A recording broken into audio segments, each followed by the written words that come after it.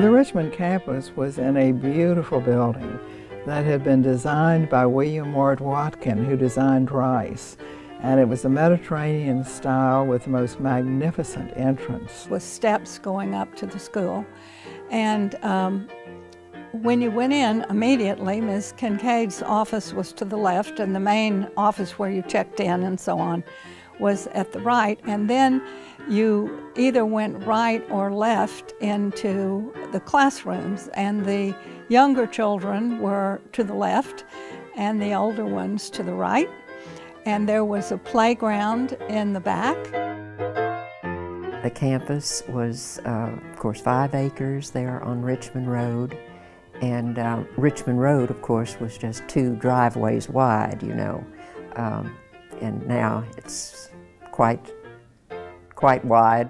The surroundings were nothing like out here. It was midtown, you know. You were right in the middle of town, so to speak. A large number of students walked to school. For others, transportation varied.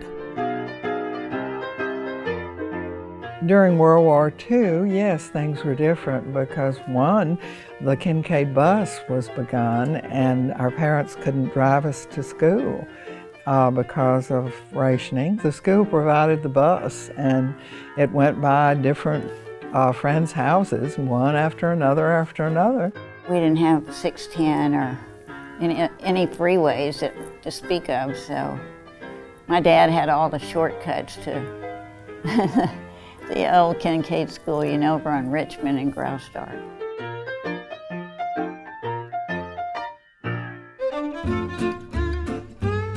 Lunchtime at school was quite the informal affair. But I think of the days that we were there in lower school, the Circle Drive on the end of the building, Graustark end of the building, we were out there with our lunch bags, our brown bags and our lunch kits, having our lunch. In high school, there was a door off of the hall. The steps were there, wide steps, and we would sit there and have our lunch. Weather permitting and at your desk if it rained. We ate in what was called the shelter house, open on the sides, and it had a roof. But that was about as close to a formal dining room that I think we ever had on the Richmond campus. Climate control at Richmond campus was a foreign concept. Oh, definitely no air conditioning. It was hot. The architect built the buildings for, you know, no air conditioning, and they had high ceilings. It had big windows, and you could have cross ventilation across the hall because there was no air conditioning at that time. So that school started rather early, and everybody was home by 3 o'clock because it was pretty hot after that. Kinkaid School in the early and mid-20th century was much smaller. The classes were, of course, a whole lot smaller. You can see the picture of the senior class back then, and, you know, probably 12 people or something. Mostly girls, very few boys. The Richmond campus was not that large. And toward the end of my high school, there was a separate high school building that was built. And later on, there was a gymnasium built in the back, and there's where we had theater productions as well as basketball games.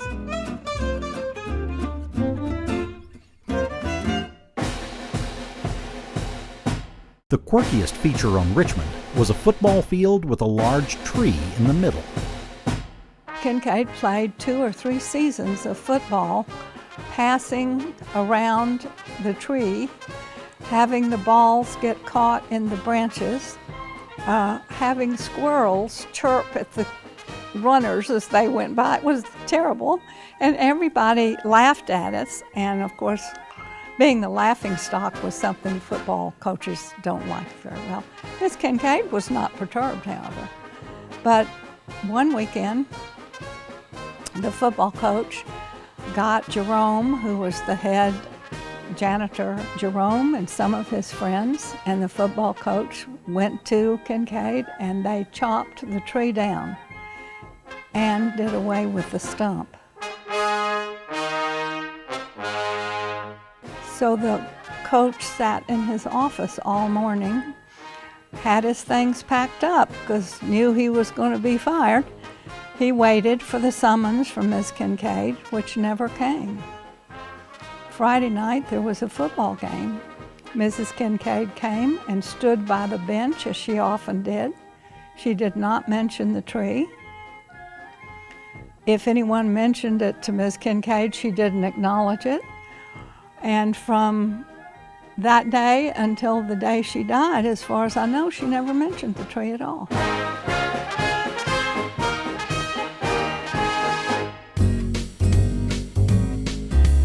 The Richmond campus still conjures wonderfully specific memories for many.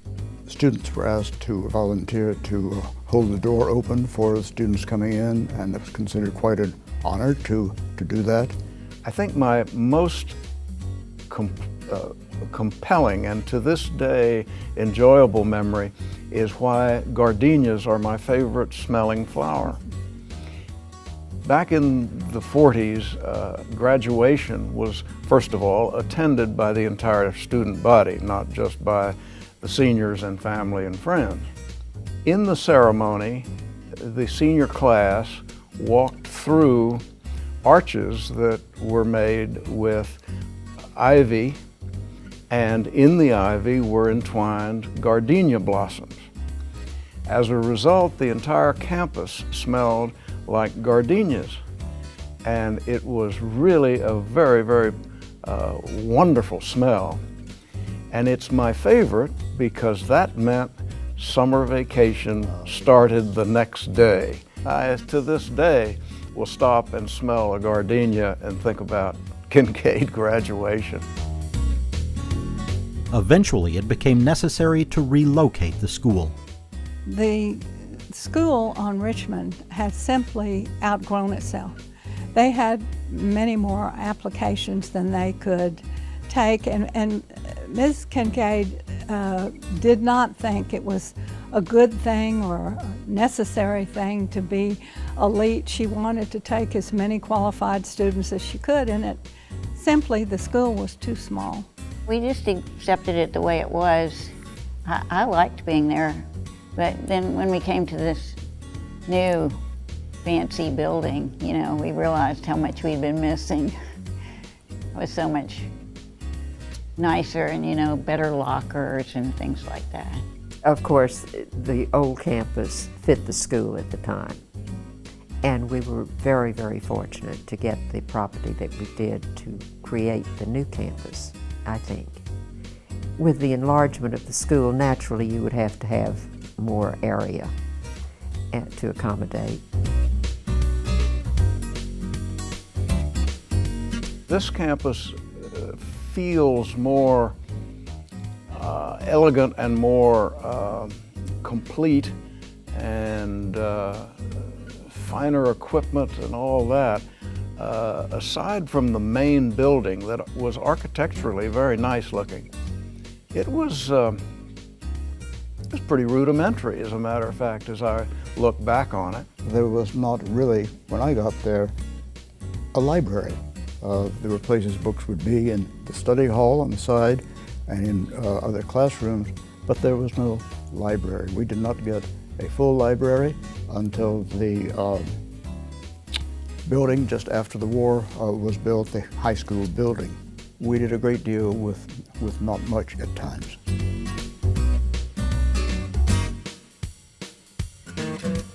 A search was made for a new location for Kinkaid. It so happens that my dad developed this Willowick subdivision across the street, and he owned this acreage. And originally the school had chosen a site that Rice owned, where the old Houston Post building is, Chronicle building now, right there at the loop in 59. And they announced the freeway, and he said, "Look, y'all don't want to be there." He said, he didn't give them the land, but he gave it to them at his cost, which was considerably less than the value of it, and sold it to them on a slow note. And I think the original campus was, 43 acres or something like that. And so there's quite a change from the old campus. The choice was not a popular one with some. And when it came out in the newspaper sort of before it should have, that the track that they had settled on was out here. People were appalled. Who in the world would send their child to the country to school? It was too far out. San Felipe was a mud track. No one would ever live out here. And the only thing out here were feed stores and filling stations with one pump. The San Felipe Bridge wasn't, for quite a few years, it wasn't in. So you had to go all the way around Memorial and, come in that way. Well, fortunately, the board of directors was much smarter about the future than the general public. The sense of being in the country lasted for a full decade and a half. I started Kinkaid, I guess, in the fall of 1973, and that was, I guess, during the summer. The San Felipe, they made it go through from Voss to meet Memorial. So it was great for those of us that lived inside the loop that we didn't have to take Memorial all the way around to get to school. From Voss to Kinkaid. Yes, it was pretty much vacant, as I remember. Those who visited the new campus in Memorial, however, were impressed. I came here, it was fall of 56 or spring of 57 when they first opened the campus, and I was accompanying the choir at San Jacinto High School. And I still remember it because even when those days when we came here, they hadn't put up the cement sidewalks yet, so that we were all on boards. And I remember almost falling off once. My choir teacher, Nancy Taylor, had always said it was like Shangri-La out here. And this is before these new buildings, and it is like Shangri-La. It really is. That was the fun of it. The first 2 weeks of school, they hadn't finished building the building, so we all got to go to school for half a day. We'd go over to Lamar and have lunch under the trees with our friends over there. Most notable was the natural beauty. I still remember that day, actually, just because certain things you just remember, and because it was so beautiful in the trees, the whole setting, and there was, I thought, nothing like it in Houston, and I grew up in Houston. It was just unbelievable that it was, a high school, junior high, and elementary that looked like this. Campus in the early days was quite different than today. When I first got here, several people lived on campus. What is now the development office was where the headmaster lived. And I lived there for the first, 10 years or so, I guess it was.